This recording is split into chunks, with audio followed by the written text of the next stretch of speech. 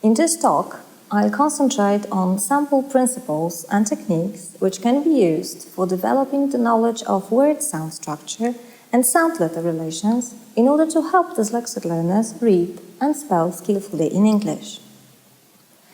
One of the most frequently recommended teaching methods for dyslexic learners is the so-called multisensory structured learning approach. Multisensory teaching is highly structured and it proceeds in small and cumulative steps. It provides dyslexic learners with sufficient practice and revision opportunities. Unlike communicative language pedagogies, it involves direct teaching and clear demonstration of the rules, and it uses drills. It also activates different sensory channels such as auditory, visual, tactile, and kinesthetic at the same time. This means that dyslexic students learn how to read and spell words by hearing, seeing, saying, and writing them. So, multisensory teaching brings together at the same time the following: what a letter or a word looks like, how it sounds, how the speech organs are used to pronounce it, and what hand moves are needed to write it. Students can memorize words better by forming them from wooden, sponge, or plastic letters. Tracing words on different surfaces, such as sandpaper or wood, and making models from clay is also effective. Mnemonics, movement, and drawing help to remember the words as well. Finger tapping or clapping can aid learners to count number of syllables or sounds in words. Cards and tokens are used in both sound awareness and spelling activities to represent sound units or spelling choices and to help learners manipulate them. These cards are also color-coded to highlight difficult sounds or spelling choices. Dyslexic students benefit from multisensory activities that raise their phonological awareness. For example, differentiating between sounds, dividing words into syllables and sounds, adding or removing sounds to form new words. Multisensory approach also directly, fully, and clearly teaches how these sounds correspond to letters.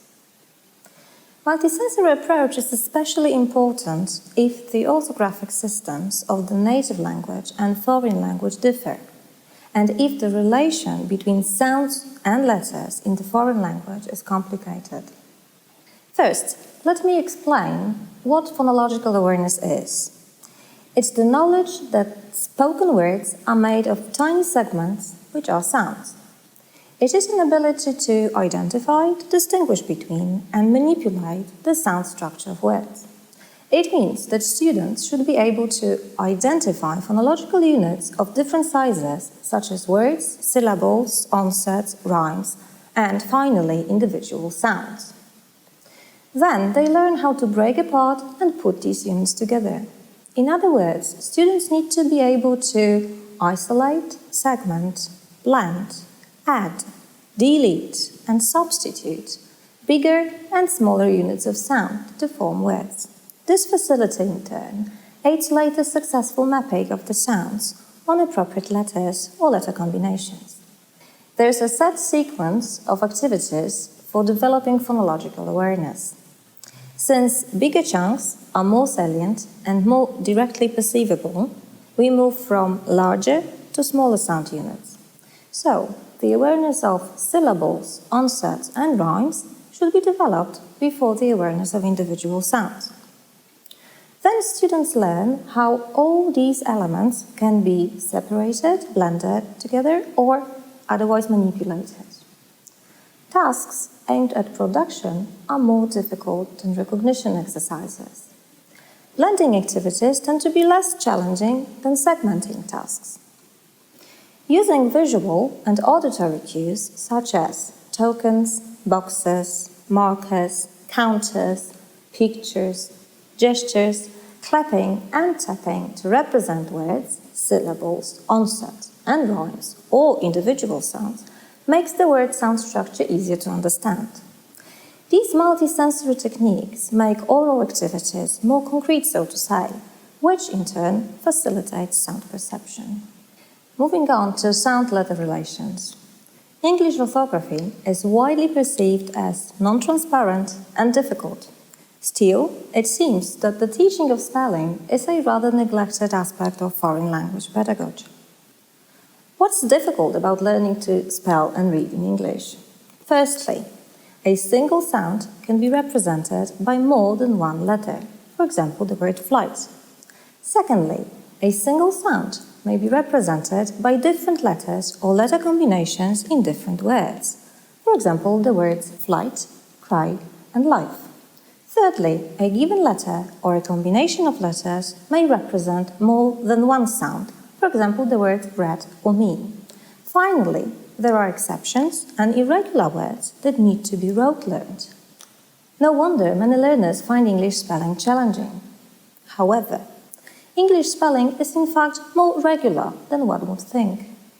There are several productive spelling patterns and a number of spelling rules which can be helpful in learning how to spell correctly. For example, the position of a sound in a word, initial or final, and the surrounding sounds have an effect on the spelling of this sound.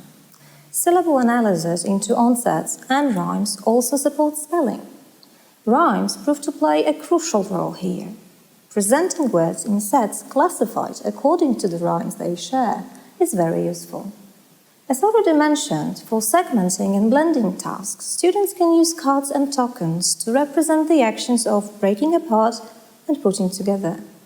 They listen to the teacher saying a sentence or a word and place a token from the left to the right for each word or syllable heard. Or they listen to constituent parts and put them together to form a word. To make the boundaries between words, syllables, or sounds clear, teachers can use a teaching aid made of tokens fastened to the elastic band. They simply need to stretch the band. When segmenting and blending onsets and rhymes, we use sets of words that share rhyme. Color coding is used to help students distinguish between onsets and rhymes.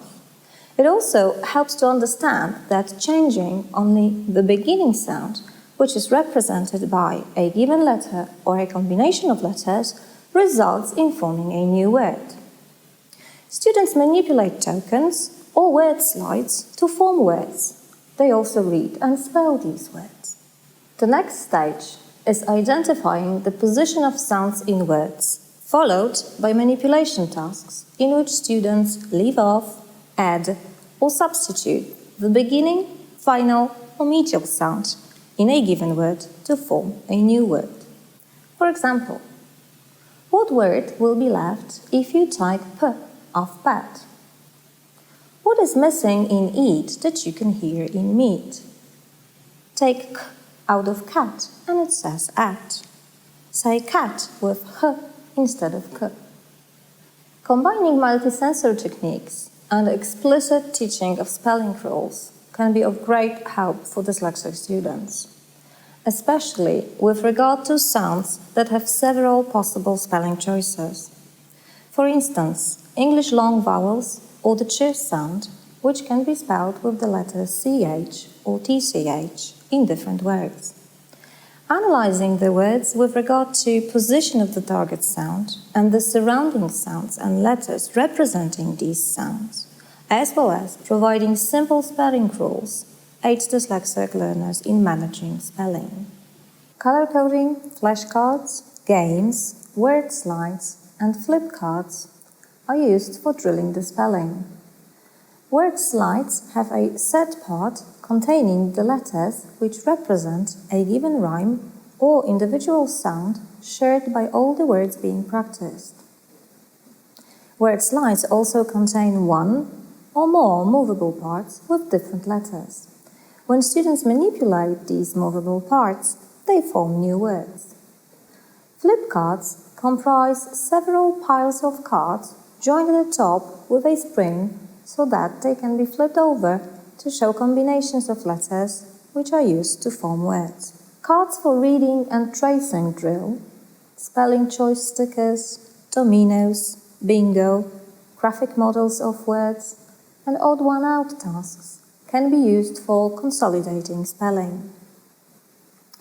Summing up, Dyslexic learners need clear explanation and direct presentation of the rules, as well as ample repetition and practice opportunities, so that manipulating word sound structure and spelling can become automatic.